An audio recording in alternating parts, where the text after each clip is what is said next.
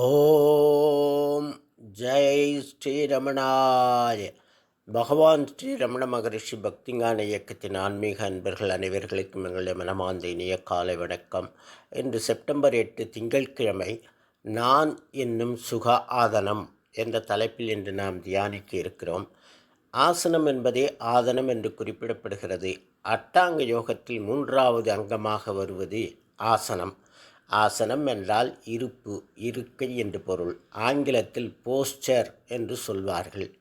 ஒருவர் எந்த நிலையில் இருந்தால் அவருக்கு சுகமாக அனுபவமாகுமோ அந்த இருப்பு சுகாசனம் என்று சொல்லப்படும். எது ஒருவருக்கு நீண்ட நேரம் வசதியாகவும் உபத்திரமில்லாமலும் சுகமாகவும் இருக்குமோ அதுவே அவருக்கான சுகாசனமாகும்.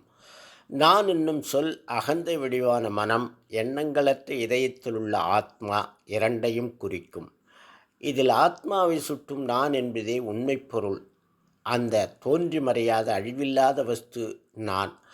அகந்தை நான் தூக்கத்தில் ஆத்மாவில் ஒடுங்கி விழிப்பில் ஊர் சுற்ற கிளம்பிவிடும். பகவான் ரமணர் இதை அட்சர மணமாலையில் ஊர் சுற்றுலம் விடாது உனைக்கண்டடங்கிட உன் அழகை காட்டருணாச்சலா என்று பாடுகிறார். ஊர் சுற்ற கிளம்பும் என் மனதை உன் அழகை காட்டி மயக்கி உன்னில் இருத்தி அருள் அருணாச்சலா என்று வேண்டுகிறார். தன்னை யார் என்று உணராத அகந்தை மனம் தன் இருப்பு தேடி அலைகிறது. நீர்க்குமிழி போன்று எழும் எண்ணங்களை பற்றி கொண்டு அதுதான் தனக்கு சாஸ்வதமான இருப்பு என்று தவறாக நினைக்கிறது. ஒரு எண்ணம் போனால் மற்றொரு எண்ணத்தை பற்றி கொண்டு உயிர் பிழைத்திருக்கிறது. எண்ணங்கள் மனத்திற்கு நிரந்தரமானவை அல்ல, அவைகள் அதன் இருப்பல்ல. எண்ணங்கள் எவ்வளவு உயர்ந்த நோக்கம் கொண்டவையானாலும் அவைகள் எண்ணங்களே, அவைகள் எல்லாம் பந்தங்களே. அவைகள் மனதிற்கு நிரந்தரமாக சுகமளிக்க மாட்டாது. தீய எண்ணங்களை பற்றி சொல்லவே வேண்டாம். மனித மனம் தீய எண்ணங்களை பற்றி கொண்டு சீரழிந்து போகாமல் இருக்க தெய்வ சிந்தனைகளை விதைத்தார்கள் நம் முன்னோர்கள். அவைகள் நடக்க முடியாமல் கஷ்டப்படும் ஒருவனுக்கு கொடுக்கப்படும் ஊன்றுகோல் போன்றவையே.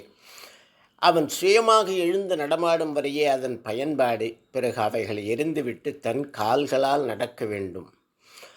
இன்று நம் மக்கள் சில சித்தாந்தங்களை பிடித்து கொண்டு அதுவே உண்மை என்று நம்பி தங்கள் சுயத்தை இழந்து வருகின்றனர். இந்த பாமர மக்களை உண்மை அறியாத ஆன்மீகவாதிகளும் அரசியல்வாதிகளும் தவறாக வழிநடத்தி படுகொழியில் தள்ளுகின்றனர்.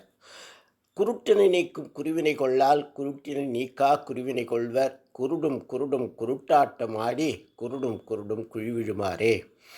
தன்னுடைய அறியாமையாகிய குருட்டை அகற்றும் ஒருவரை குருவாக கொள்ள மாட்டார். அறியாமையில் உழலும் ஒருவரை குருவாக ஏற்றுக்கொள்வார். அறியாமையில் உள்ள இருவரும் அறியாமையில் உழன்று அழிந்து போவார்கள். இதுவே திருமூலர் நாயனார் நமக்கு உபதேசிக்கும் பாடம். மனம் தன் இருப்பை, ஆசனத்தை தன்னில் தேட வேண்டும். அப்போதுதான் அது தன் நிரந்தர இருப்பை கண்டுகொள்ள முடியும். எண்ணங்கள் மனம் அல்ல, நான் என்னும் எண்ணமே மூலம். எண்ணங்களே மனம் யாவினும் நான் எனும் எண்ணமே மூலமாம் உந்தி பெற யானாம் மனமெனல் உந்தி பெற. விழித்தவுடன் தோன்றும் நான் என்னும் எண்ணமே மூல எண்ணம். அதை பற்றி கொண்டே மற்ற எண்ணங்கள் தோன்றி மனதை அதன் நிரந்தர இருப்பிலிருந்து அந்நியப்படுத்துகிறது. நான் என்று எழுமிடம் ஏதென நாட உள் நான் தலை சாய்ந்திடும் உந்தி பெற ஞான விசாரம் இது உந்தி பெற. நான் என்ற அகந்த எண்ணம் எங்கிருந்து எழுகிறது என்று அதன் உதிப்பிடத்தை உள்ளே தேட அதற்கு சுய இருப்பு இல்லாததால் நான் என்று தோன்றி மறையாமல் எப்போதும் இருக்கும் ஆத்மாவில் அதன் தலை சாய்ந்து விடும். இதுவே ஞான விசாரம் எனப்படும். ஆத்மா மனதின் நிரந்தர ஆசனம் இருப்பு. ஆத்மாவன்றி மனம் வேறெதிலும் நிரந்தரமாக இருப்பு கொள்ள இயலாது. எண்ணங்களற்ற ஆத்மா இருப்பு மனதின் சுக ஆசனம். மற்ற இருப்புக்கள் எல்லாம் தற்காலிகமானவை. சில சமயங்களில் விழிப்பு நிலையில் மனம் எண்ணங்களற்று இருப்பதை உணர்வோம். அவ்வாறு எண்ணங்கள் அற்ற நிலை மனோ நிகிரகம் எனப்படும். எனினும் மனம் தன்னை யார் என்று உணர்ந்து ஆத்மாவில் இரண்டர கலந்திருப்பதுதான் மனதிற்கு நிரந்தரமான சுகமளிக்கும். ஆத்மாவே மனதின் நிரந்தர சிம்மாசனம். ஓம் தத் சத். நாளை வேறொரு தலைப்பில் தியானிக்கலாம் அன்பர்களே. வணக்கம், நன்றி.